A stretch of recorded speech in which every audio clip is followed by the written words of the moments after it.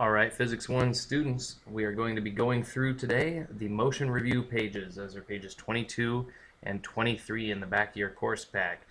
Get those out. Pause the flick right here if that hasn't happened yet. Now, that you've got your little paper out, you're ready to rock and roll, let's go through some problems.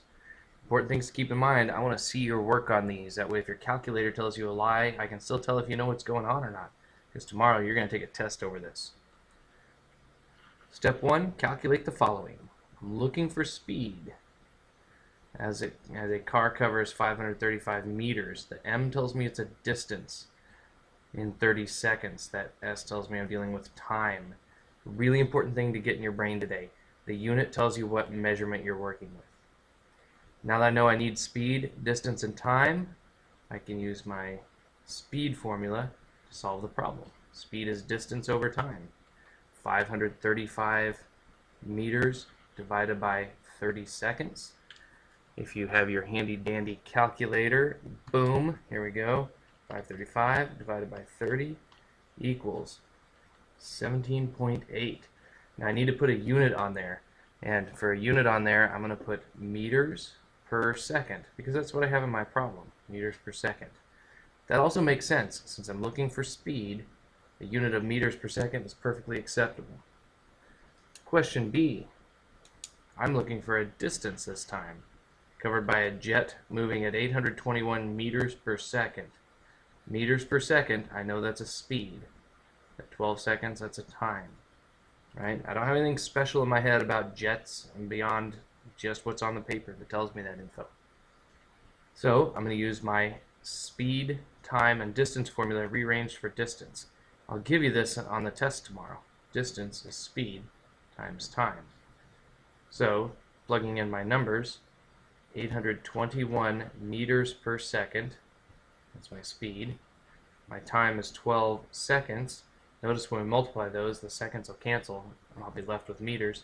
This is good. That's what I'm after. So 821 times 12, 9,852 meters. Oh no, Mr. Killmer, that's a giant number. It doesn't look all pretty. Don't worry about it. It's just a number. And it makes sense because we're looking for how far a jet has gone. Jets go fast, big distance. Boom. That makes sense, right? Don't freak out that your numbers don't come out nice and pretty the way they do in a math workbook. It's just not meant to be that way in the real world. Next one, looking for time. Boom. Takes for a snail, moving at 0.4 meters per second. So I'm going to circle this. Meters per second, that's speed. Meters, that's distance. So I've got speed, time, distance. I'm going to go ahead and use my speed formula, once again rearranged, this time for time. Time is distance over speed. Mr. Killmer, I'll never remember that. Hush, you. I already told you. You're going to get it on the test. Don't complain. You're fine. 3 meters divided by the speed of 0.4 meters per second. This is cool because the meters will cancel out. I'm left with 1 over seconds. So I know my unit will be seconds. This is handy because I'm looking for time. 3 divided by 0.4 equals 7.5. Mr. Killmer, that's what I got. Of course, you're awesome. Next question. Explain the difference between distance and displacement. Give an example of each. Distance, remember, is the path traveled.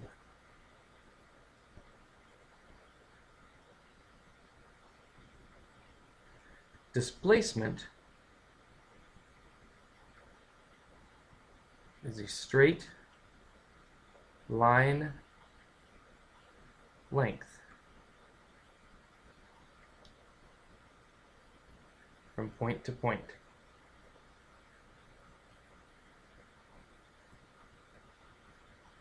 The difference there being the straight line part. Distance, direction doesn't matter. Displacement, it does. Distance is a scalar quantity. Displacement is a vector quantity. An example of each, if you walk from your home to school, that might be 6 miles. If you walk from your home to school and then back again, you really haven't gone anywhere. That's 0 miles. There's no difference between start to finish. So my numbers here are not really good examples on their own, but the story that goes with them are. however far you actually go, that's going to be a number measurement independent of direction. The displacement, that's really going to depend on direction. Number 3, explain the difference between speed, velocity, and acceleration and give an example of each. Speed is distance over time.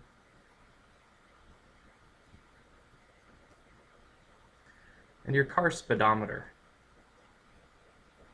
which is not really speedometer, though it looks like it, doesn't it? Speedometer. That just sounds creepy. Velocity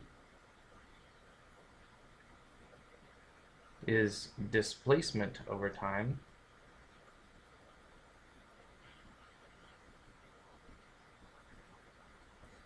Or we call it speed with direction.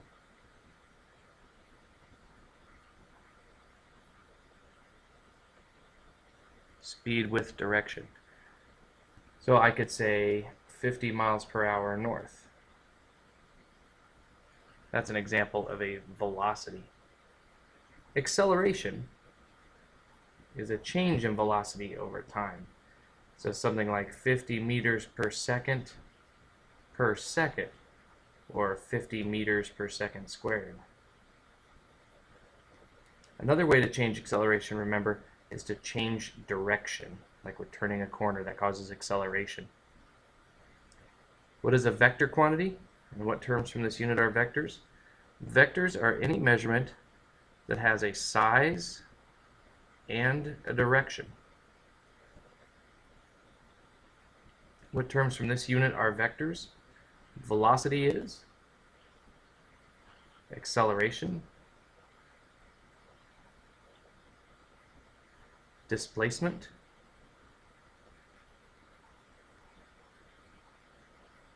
these are the big ones. If a car drives around a circular racetrack at a constant speed, what can be said about its speed, velocity, and acceleration? So at a constant speed, well, let's see, the speed is constant, meaning no change. Velocity, however, is changing. Not because we're speeding up or slowing down, but because we're changing direction.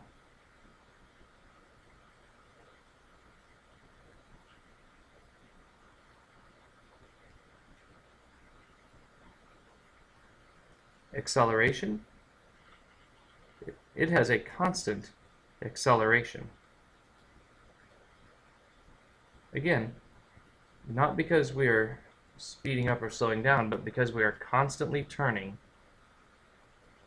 in one direction. Sound good? Those are the first 5. Take a moment with those if you need it, and then we'll move on to the next part.